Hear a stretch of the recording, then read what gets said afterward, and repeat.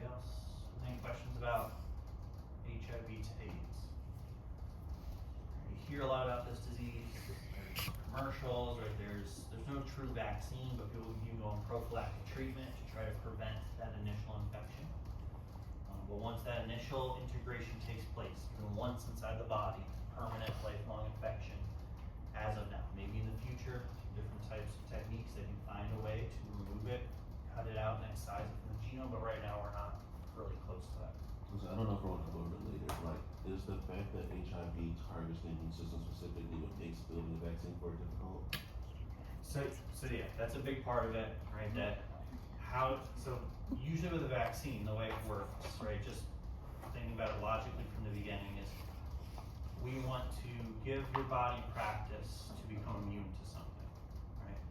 So basically what we do with a vaccine is give just enough, like a piece or a couple pieces of the pathogen in order to train your immune response to become naturally immune. But what we're doing is modeling, like in a safe way, something that would naturally occur with like natural infections. The problem is nobody, other than having like a genetic mutation, can actually become immune to HIV. Like your immune response cannot, it can kind of compete short term, but it can never win. It can never clear an HIV infection. So that's even from the starting point. Like, what are we even shooting for with an HIV vaccine? Like, of course, we want people to be immune, but like, how do we even do that? Because your immune response, yes, can't really ever beat the virus. And part of it, a big part of it, is because the virus preferentially infects those cells. So, you know, if we train your immune response to react to HIV, all we're really doing is training it to go to the virus and then get infected maybe even quicker, right? So yeah, vaccination is a very tricky topic, but there are approaches that, you know, people are very creative, so they come up with new ideas all the time, going through trials, and hopefully, right, one day in your lifetimes, there's a promising HIV vaccine or some version of like an immunization. Would inactivated vaccine not be able to like fully make an actual infection and that's why it doesn't work? Or would it still be able to infect and then still be able to gain immunity against it? So, can you say it again in the beginning part? If we use an inactivated HIV vaccine rather than an activated one, would it not properly mimic what actually happens with an infection? Okay, yeah, so getting into like types of vaccines, so inactivated, again, if you're not familiar with the lingo, we are gonna do a couple lectures on different types of viral vaccines. So yeah, if you use an inactivated vaccine, means the virus cannot replicate, so like just a corpse, like a dead virus.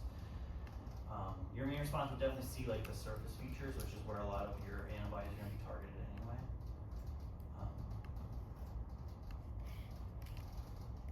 Inactivated vaccines, not even HIV specific, they're not as good as vaccines because you don't get to see the whole cycle of what the virus is going to do.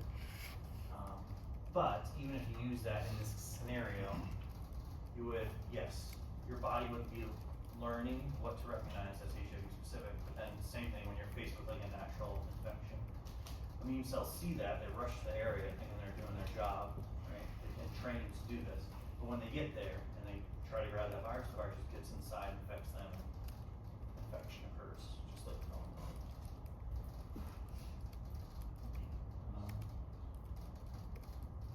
One last thing, because I want to, because I know like we've done this before. I think with immune cells specifically, like taking out the B cells, like curating them for HIV, like making them make HIV antibodies and putting them back into those, since they can't naturally make those. Introduce they can naturally make themselves. Yeah, that's a cool idea, right? So there's ways to, taking immune cells out of the body, like improving their quality, just artificially replicating them like outside of the body and putting them back in. Yeah, so you can do it with B cells, you can definitely do it with T cells as well, right? So there are different techniques to kind of like treat or try to cure HIV, right? And there's been stories of people that have been cured, but then it comes back years later, so. But yeah, those might be some of those like tricky, creative ways that we can get around it, right? Or manipulation of the genome to try to remove the provirus. So for the 10% of Caucasians are heterogeneous areas, Yeah. is that the highest percentage, like for a racial background. That have They have the specific. mutation.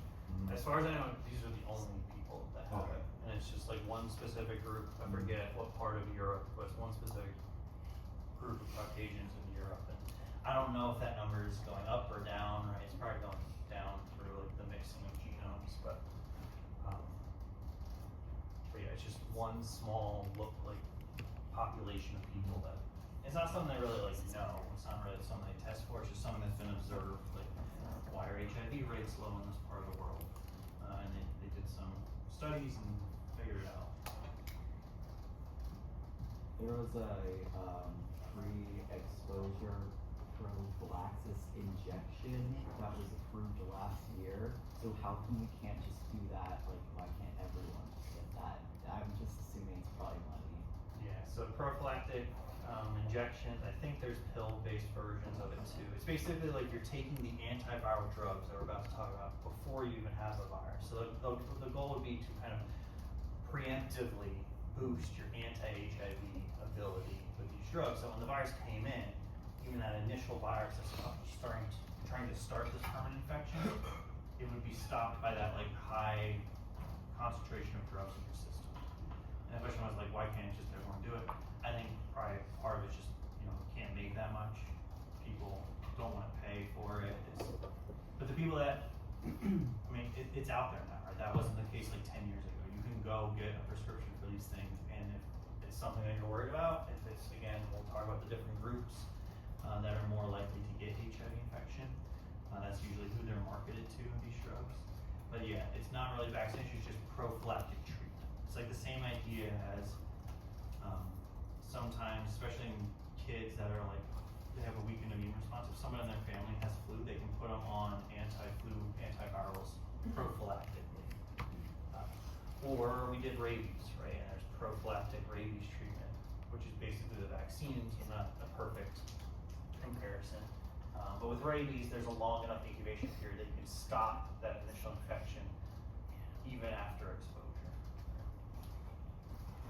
So again, maybe in the future there's a way to get that into more people, or take that and kind of shift it more towards like a immunization vaccine type thing. I don't know, but it's something that we have today that we did not have 10 years ago. That we definitely didn't have 20, 30, 40 years ago when this epidemic first got started. We obviously have a lot of interest in it, so maybe some of you go on to work in the field, figure out some of these things, help patients, right? That would be a great outcome from learning about it today. Okay, so last section, just make sure we can get through it all. Just thinking, right, like big picture, right? Worldwide HIV, how's it going? Where did it start? All that. So I think I had this number, this date before, but 1981 is when they first started to pick up on this weird immunodeficiency syndrome. People that were healthy for all their lives, all of a sudden, their immune responses were disappearing. All right, it was first noticed in men in California in 1981. It was a deadly, right? People were dying, right? Once they crossed that threshold where their T cells were gone, they had a couple years to live, and they're dying in a lot of very troublesome ways from these diseases that don't normally infect people and cause problems. And now they're dying left and right. Right? So there's different populations, again, first detected in California, but scattered around the world, they start to pick up on this similarities, acquired immunodeficiency syndrome. It took them 2 years to figure out what was causing it. Right? Today, for us, that would be like a lifetime, right? For the COVID pandemic that you lived through, right? That took like a day to figure out what the viral pathogen was, because we've been able to compare it to other things, and we have ways of detecting. Back in the 80s, technology wasn't there. A human retrovirus, although known, right? There are human retroviruses, never to this level, right? So it took a long time to really understand that. Here's some of the first people that actually did the work, or their labs did the work, or people that work in their labs. And more people went to figure out, like, where did it come from, right? Because that's the next question. And like a lot of viral pathogens, it came from animals. And there's a very similar strain. You see kind of like the genetic comparison of HIV, and then a lot of different SIV strains, or simian immunodeficiency virus, in different types of primates. The chimpanzee one, which is right here, is the most similar to what we have with HIV. So start with this, right? Circulating chimpanzees, which are again very human-like. It mutates just enough to now jump in and use human receptors, right? Just like we've seen a lot of times, viruses that are in animals, right? Zoological, zoonotic pathogens, eventually have enough mutations over time in these viruses to jump into the human population. And then once it's there, human-specific HIV could spread person to person. It's all been from there. So there was some patient zero likely in Cameroon, which is kind of West Central Africa. So they zoom in on this box up here, and there's the Kinshasa Highway leading through a lot of these countries, pretty populated, right? Because even though people are kind of scattered in a lot of locations around the world, right? They always accumulate closer to ways of transport to get from one place to the next. So it went down through all these different countries, and then eventually got to like a port city, and from there it could spread worldwide. Undetected, unknown, right? Because it's a very long progressive disease. Right? That's the 1920s. We didn't really detect anything was wrong until the 1980s. Transmission nowadays, right? At first, it wasn't really known. A lot of people were very fearful, right? Imagine yourself in the early 1980s. All of a sudden, there's this unknown disease that's killing people, destroying their immune responses. Number one, we didn't even know what was causing it for 2 years. Even once we knew what was causing it, how is it moving from person to person?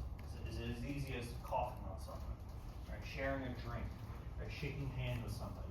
And these people that had HIV and AIDS, people that are getting diagnosed, right? They were shunned from society. And it's very difficult, right? Just physically what they're going through, but also like mentally, right? Emotionally.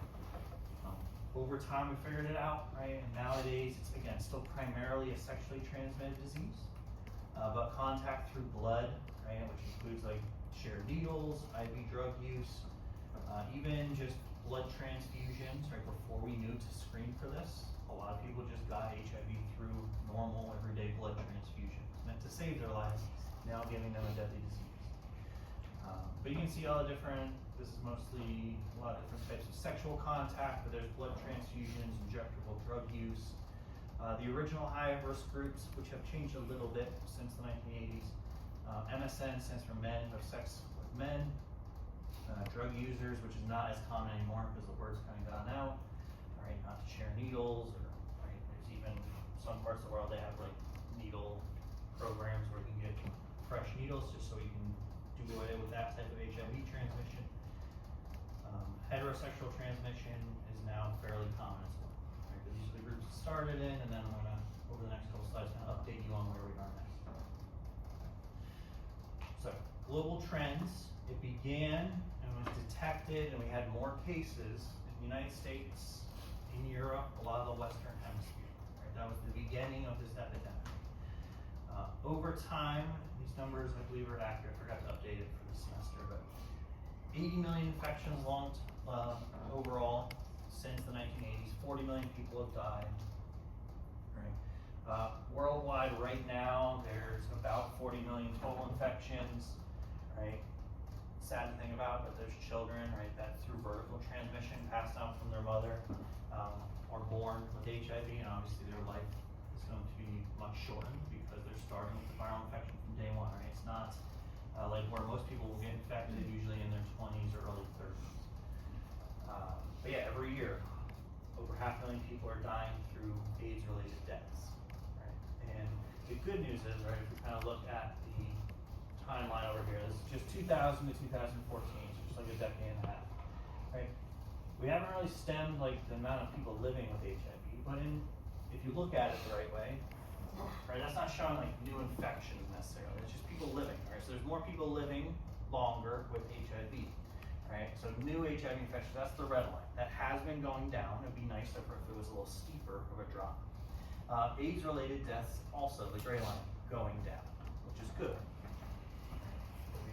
We definitely want to see lower numbers than these. So here's like a infographic from the WHO from 5 years ago, right? So numbers have gone up a little since then, right? We've had, there's like 1.5 million more active infections, but there's less people dying each year. There's 630 in 2024. It was 650,000, right? So again, we're creeping down. It'd be nicer to make those numbers go down a lot faster. Here's like the impact worldwide. And you can see that there's no places really off limits, right? All continents have HIV infections, right? There's a couple that didn't report data. That's not that they don't have it. United States, right, we're fairly on like the lower end of the spectrum, but still around 1% of the population of the United States has HIV. But there's some parts of the world, especially sub-Saharan Africa, that are extremely hard hit. Right? There are parts of Africa that half of the human population has HIV. Right? And those are incredible numbers. It gets worse every year. It's kind of an unregulated emergency, right, that we're trying to do something about, but right, there's so much else going on in the world that kind of just gets lost in the shuffle. In the United States right now, we have 1.2 million people infected. It's still, at least in the United States, most prevalent in, again, MSM men who have sex with men. Minority communities, again, you can see kind of the map of the United States. So a lot of southern states where you have higher minority populations, that's HIV is a little bit higher in those areas. Men are still way more likely to get HIV, 80 to 20%, and then those men, again, the biggest group is MSM. But heterosexual contact is still a viable way to get HIV transmission. Right? So everybody's exposed. Here's the timeline of when people get diagnosed with HIV. So the biggest population, people in their 20s, right? Which is most of everybody in this room. And it slowly goes down the older you get. But again, it's pretty much linked, right, to when you have the most sexual partners. And that's when you're going to be exposed to the highest chance of transmission. The mid-1990s, right, so about 30 years ago, AIDS was the leading cause of death among young adults. And that's a terrible thing to think about. That has changed since. But again, you have southern states where you have a lot of minorities. Washington, D.C. Are almost half of all new cases each year. And here's the most startling statistic, right? In the United States, 14% of HIV, so this is again an estimated number, 14% of people have no idea they have it. If you think about what that means, is number one, they're not helping themselves extend their lives by getting treatment. And probably the bigger number two is they don't know to protect other people that they can transmit it to, right? And that's why we still have this relatively out of control epidemic of HIV. Even though we know so much about it, we have all these great drugs to treat it, we don't have a vaccine yet, we have a prophylactic treatment. People, if you don't get tested, right, the only way you're really gonna know you have HIV infection is when you develop AIDS, and that's kind of too late. You've already transmitted it to everybody you're gonna transmit to. The early stages of the disease are not in any way really specific to HIV. On 14% of people in the US. Yeah, there's a US statistic. Yeah. So, Around the world, I would imagine it's probably even a little bit higher. Because you think about, like, we have pretty easy access to healthcare, and yet we still don't know. But, a lot of, like, sub-Saharan Africa, like, they're not going to have as much access to healthcare, and thus that number, I imagine, is even higher. so if they know that they do not have it, why is it that they know that they don't have it? Oh, why do they not know? Mostly they're just not getting tested. Right, so again, the only way you can really know is you go to the doctor, you get a blood test done, right? They have to suspect it. I think a lot of times in women that are pregnant, it's part of like the panel of tests. So, because again, you don't want to pass it to your kid. You can treat it down low enough, you don't run the risk of vertical transmission, which is good for your baby, right? But yeah, mostly this just because people don't get tested. So is this something that the Americans are educated about? I would say fairly well educated, right? I think a lot of that map of the world, right? There's a lot of reasons that this is the case of where HIV spreads, but a lot of it has to do with education. And there are people that know that HIV is a risk. They know how it's spread. They know how to get tested. If they test positive, they know how to treat it, or they have access to the drugs. All those things pile into this, but yeah, part of it is due to education, right? A lot of people that live in this part of the world, they don't live in big cities, right? That are getting, commercials on TV telling them about HIV and to go get tested, right? It's just word of mouth, and some of these people just live their entire lives, never know they have it, end up passing away from it, and that's kind of, there's many factors that play into it. But it's good to see you're kind of thinking up a lot of it. Yeah, so the burden at this point has very much shifted away from the Western Hemisphere. So if you're, again, this is just another diagram, it's a little small, but the idea is if you see these like big cubes here, the sizes of them, the gray, the red, and the blue, they mean different things. Basically, the size of them is scaled to be how many people in the area have HIV. Right? You can see by far the biggest one is here in sub-Saharan Africa. But there are blocks, right? Again, Central, Southern Asia, also fairly large HIV positive population. There you go, sub-Saharan Africa, across the entire sub-Saharan, that whole like blue area of the continent, 10% of the population, right? Which is 10, 20 times higher than we see in the United States. And then that's not even talking about little pockets of some of those countries that can go up to 50% of their population is HIV positive. And yeah, part of our push to reduce those numbers includes education, includes getting access to testing, contraceptives to help protect, right? Practice safe sex. This is the life expectancy of these countries in sub-Saharan Africa. And this is 1960 to 2010. And you can see, right, 1980, early, that's when HIV epidemic started, or at least was recognized in a lot of the Western Hemisphere. And then within the next decade or two, which is how long it takes to go from HIV infection to AIDS, you see this disturbing, right, drop in life expectancies in these countries. Large part due to just one pathogen, HIV.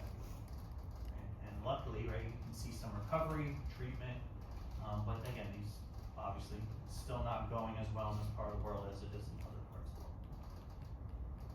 Okay, so then to just kind of summarize what I've mentioned a couple times, there are ways to treat HIV, right? Not to cure HIV infection, but to make it take longer to go from HIV to AIDS, right? Even if you're not a natural elite controller or long-term non-progressor, you can use highly active antiretroviral therapy called HAART, right, for the fun acronym, but antiretroviral, that's the main piece. These are drugs that prevent the replication of retroviruses, HIV being the main one. And there's a long list of drugs, right? So this whole list, lots of very difficult to say names, right, as all drugs seem to have nowadays. But those are all drugs that work against one and one pathogen only, that's HIV. About half of all antiviral drugs that we have in the world are HIV specific. And they're targeting steps like attachment and entry, right? But most of them, these three, target the reverse transcriptase enzyme, the integrase enzyme, and the protease, the three virus-specific enzymes. Perfect targets because the host cell could care less about them. So if you use drugs to destroy them or stop them from working, it only hurts the virus, which is exactly what we want. Usually they're given as combination therapy because if you only give one or two, the virus will mutate incredibly fast to become resistant to them. But if you give 4 or 5, that means the virus has to mutate, so in one replication cycle, in exactly the right spots to become resistant to 5 drugs, or else it's going to be wiped out. Surprisingly, it still can happen in very unlucky individuals, even with the combination therapy. We're going to talk about this therapy as well as other antivirals more in lecture 19, which is like a week or so after exam 3. But just know that doing this and understanding how to treat, and just if we understand the replication cycle, lecture 15, we can design drugs that work very well. Right, so the red line is the beginning of HAART therapy in the mid-1990s. The blue line is AIDS-related deaths. You see a very good trend. The more people that go on therapy, the less people that are dying from AIDS. Okay, and that's only gotten better and better ever since. Right, the blue line being AIDS-related deaths, and red being new HIV infections. Because if you reduce the amount of virus in somebody, you also reduce the odds of passing it to someone else. So,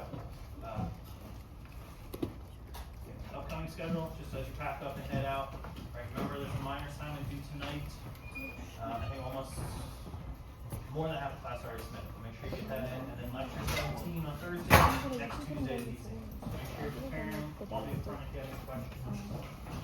Have a good week. I'll see you on Thursday.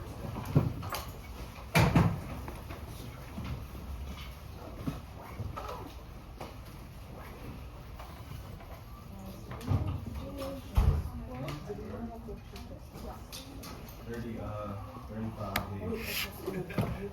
Usually if we brought it down,